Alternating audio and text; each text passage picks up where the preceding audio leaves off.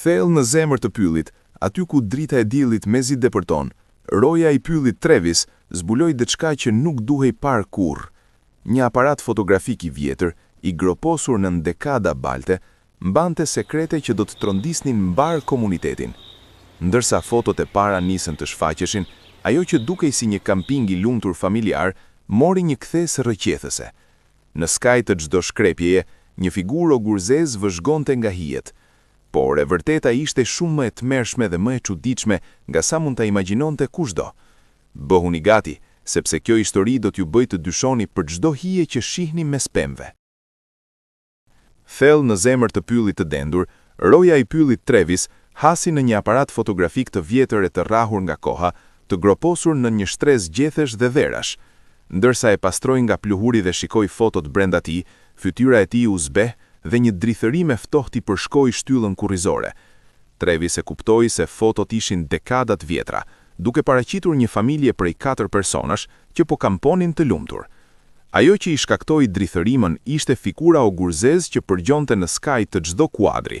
Por para se të fillojmë, shtypni butonin like dhe sigurohuni të abonoheni nëse nuk e keni bërë ende, si dhe godisni zilen e njoftimeve në mënyrë që të mos humbisni asnjë histori të re. Kur roja i pyllit Trevis pikasi për herë të parë diçka që shkëlqente në balt, thellë në pyllin që ishte i ngarkuar ta mbronte, ai nuk e kishte idenë se me çfarë kishte të bënte. Ai priste që të ishte thjesht ndonjë mbeturin, dhe pjesërisht kishte të drejtë, pasi aparati i vjetër që do të përfundonte duke e nxjerrë nga dheu, dukej në një gjendje absolutisht të tmerrshme. Trevis ishte një i ri dhe nuk njihte asgjë tjetër përveç aparateve moderne digjitale. Ai nuk ishte parë kurrë diçka të tillë më parë. Gjithashtu nuk ishte i sigurt se si funksiononte, por ishte shumë kurioz se çfarë lloj fotografish ishin kapur aty. Trevis donte ta merrte aparatin me vete në mënyrë që ta inspektonte më nga afër kur të shkonte në shtëpi. Por para se të vazhdonte udhëtimin e tij, Trevis u ndalua në vend nga ajo që pa rreth tij. Ai ishte aq i fokusuar te aparati sa që nuk kishte gjetur kohë të shihte vërtet rreth e rrotull. Ai nuk e kishte parë këtë zonë në pyll më parë. Gjithmonë ndjente se i njihte këto pyje si pëllëmbën e dorës, por kjo ishte ndryshe. Ishte e qartë se njerëzit kishin qenë këtu, dhe mbase kishin qëndruar për një kohë të gjatë, por kjo kishte ndodhur ndoshta shumë kohë më parë. Kishte një zonë relativisht të madhe, pjesërisht të pastruar. Kishte ende disa pemë, por duke gjykuar nga trungjet e mbetura, të paktën gjysma e pemëve këtu ishin prera, dhe sa më shumë që inspektonte tokën, aq më shumë zbulime bënte. Ai gjeti vatra të vjetra zjarri, stola dhe karrige të improvizuara, madje edhe vende ku tendat mund të kishin qëndruar për një kohë të gjatë. Çfarë kishte ndodhur këtu? Ai tani ishte pothuajse aq thellë në pyll sa mund të shkohej. Ky nuk ishte një vend i lehtë për t'u arritur. Mbase kishte më shumë shenja për të gjetur, por e gjithë vendi ishte i mbuluar me bimësi në këtë pikë. Pylli qartësisht e kishte rimarrë këtë vendndodhje, dhe Trevis nuk i pëlqente ideja e shkatrimit të gjithçkaje për të gjetur disa përgjigje. Por ai kishte pak shpresë. Mbase në aparat ishte dëshmi e asaj që kishte ndodhur këtu, dhe nëse jo, atëherë ai thjesht do të duhej të harronte këtë vend. Nuk kishte asnjë nevojë reale për të zbuluar çfarë ndodhi. Të paktën kështu mendonte Trevis. Vetëm kur arriti të hidhte një sy te fotot, ai e kuptoi të vërtetën pas zbulimit të tij. Ai vendosi ta linte pas atë vend të çuditshëm, por mbajti shënim ku ta gjente në rast se do të donte të kthehej kurrë. Ai priste që kjo të mos ndorte për një kohë të gjatë, por do të përfundonte duke u kthyer aty vetëm 48 orë më vonë, dhe këtë herë nuk do të ishte vetëm. Por shumë gjëra priteshin të ndodhnin para kësaj. Gjatë pjesës tjetër të patrullës së tij, Trevis nuk mund të pushonte s'mendonte për aparatin dhe zonën e çuditshme në pyll. Ai madje mori një rrugë të shkurtër për t'u kthyer në bazë, sepse ndjeu se udhtimi ishte i kotë nëse nuk po kushtonte vëmendje, dhe nëse kthehej erët, mbase kishte ende dikë në bazë që mund t'i jepte më shumë informacion. Përpara se të zbulojmë misterin e tmerrshme të Evelinit, nëse ju pëlqejnë këto histori, lutem bëni subscribe në kanal dhe shtypni butonin like. Çdo mbështetje nga juaj na frymëzon të kërkojmë histori edhe më të drithëruesme. Ai diskutoi gjetjet e tij me rojet e tjerë të pyllit. Aty ishte edhe 2 burra që ishin aty për më shumë se 30 vjet dhe as ata nuk kishin asnjë ide për çfarë po fliste Trevis. Ata nuk e kishin parë zonën që ai përshkruante, dhe kështu nuk kishin asnjë ide se çfarë mund të kishte ndodhur atje. Por ata e njohën aparatin që Trevis gjeti. Madje sytë e tyre shkëlqyen kur ai ju tregoi. Ata e njohin shumë mirë aparatin, pasi ai I përkiste pajisjeve standarde të rojeve vite mëkar. Kur shihnin diçka në pyll që kishte nevojë për vëmendje, ata e përdornin atë për të bërë foto, sepse në mënyrë që të kishin prova. Por më shumica e këtyre aparateve ishin hedhur vite mëkar. Kjo I dha më shumë shpresë për gjetjen e të vërtetës. Edhe nëse nuk mund t'i nxirrnin fotot nga aparati, mbase mund të përcaktonin kujt I përkiste ky model I veçantë dhe më pas ai mund të tregonte më shumë për atë që kishte ndodhur në pyll. Duhet kishte ende dokumentacion për kujt ishte caktuar çdo aparat. Rojet e pyllit e kishin mbajtur gjithmonë shënimet. Këto ishin dikur pajisje të shtrenjta, kështu që njëri nga rojet e vjetër filloi të gërmonte nëpër skeda.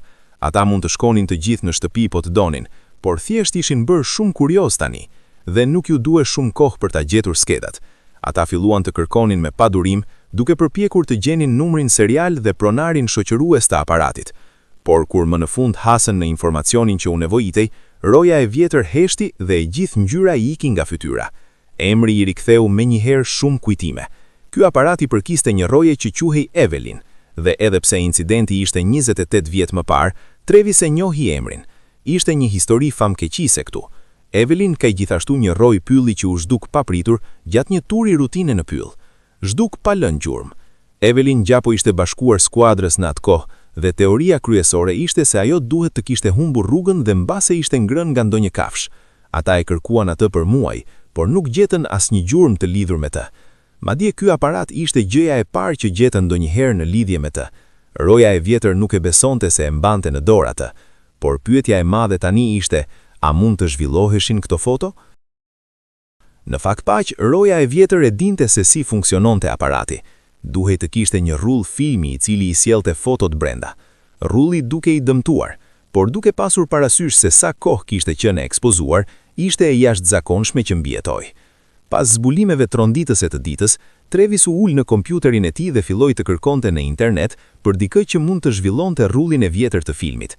Gjëraq se u gashtova të dorëzohej, ai gjeti një forum kushtuar fotografisë vintage ku entuziastët diskutonin për aparatet dhe filmat e vjetër.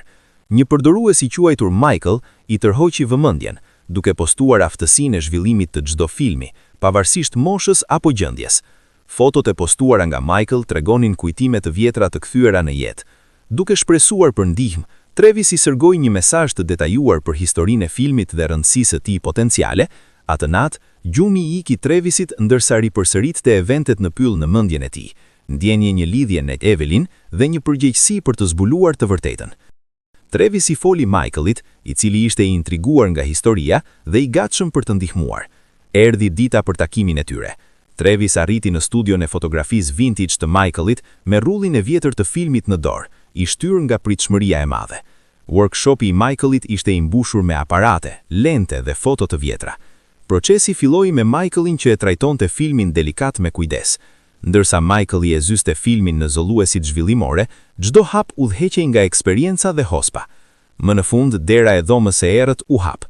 Michaeli doli jashtë, duke mbajtur fotot e zhvilluara, me fytyrën e mbushur me habi. Kishe të drejtë, tha ai qetësisht. Këto nuk janë thjesht foto çfarëdo, ato tregojnë një histori që duhet të ndahet. Travis I shtriu fotot mbi një tavolinë druri. Shumica e tyre ishin shkrepur nga kënde të fshehura, ku degët dhe gjethet pengonin pamjen, sugjerua se fotografi dëshironte të mbetej I fshehur. Një foto ra në sy. Ndonse paksa e turbullt, ajo tregonte figura me veshje të pazakonta. Ndryshe nga çdo mod apo kohë njohur, formacionet e qëllimshme të saj e bënin të qartë se ky nuk ishte një mbledhje e zakonshme. Një tjetër foto zbuloi pamje të tendave të kanvasit dhe strukturave të drurit në mes pyllit. Mbase kampi që kishte gjetur Travis, por në kulmin e tij, paraqitja e organizuar tregonte një vendbanim të mirë planifikuar që mbante sekrete. Tani fotoja e fundit e preu frymën e Travisit. Në plan të parë, një sken kampi lënja e pahajshme.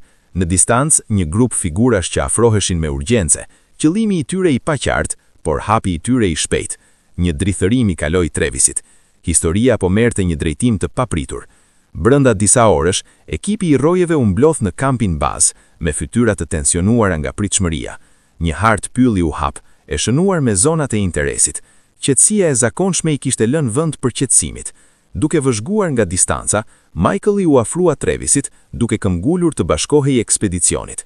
Pas një ngurrure të shkurtër, Travis ra dakord duke njohur interesin e sinqert të Michaelit. Duke kuptuar gravitetin e situatës, Travis kontaktoi policinë lokale.